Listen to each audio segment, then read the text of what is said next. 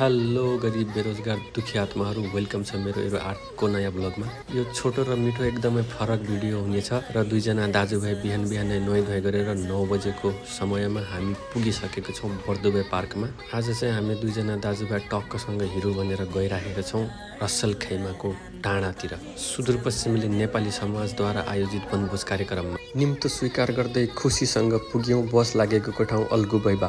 दुबईबाट मात्रै 5 वटा बस लागेको रहेछन्। हेर्दा हेर्दै बसहरू घचाघच भरिन लागिसकेका थिए र हामी पनि आफ्नो बस फुल गरेर हिँडिसक्यौँ रमाइलो दृश्यसँगै रमाइलो गर्दा गर्दै अल्गुबैबाबाट। बाँकी बसहरूमा बाँकी मान्छेहरूले के गरे थाहा भएन, तर हाम्रो बसमा चाहिँ हामीले अति नै रमाइलो गरेर गयौँ र म भएको ठाउँ र रमाइलो नहुने त कुरै भएन। र अब ढिला नगरी देखाउँदैछौँ हामीले के गर्यौँ।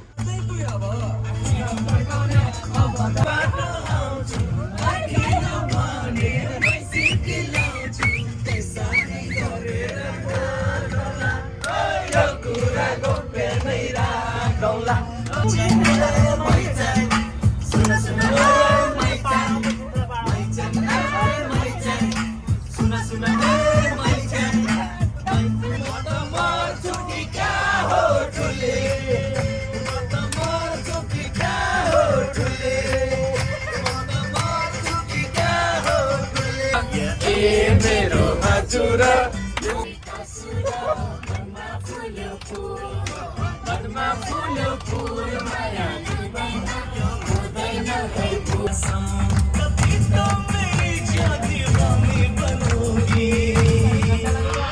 शादी करोगी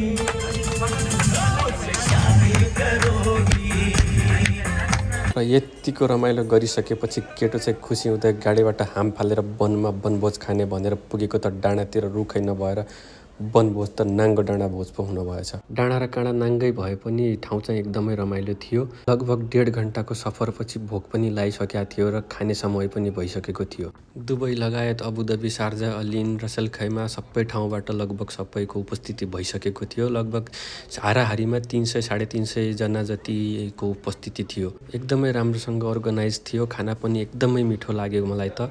बारबिक्यू थियो, भात सँगसँगै मासुको झोल अनि सलाडहरू टन्नै थिए। यता हामी चाहिँ मासुको झोलमा रमाइरहेका थियौँ। उता केही जन्तुहरू अर्कै झोल खाएर यस्तो गरे।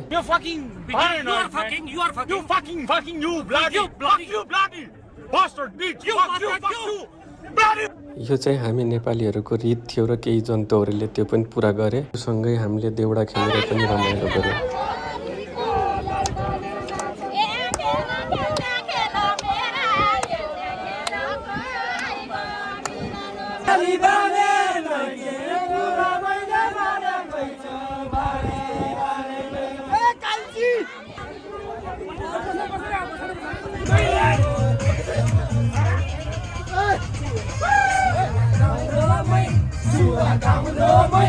Suagão,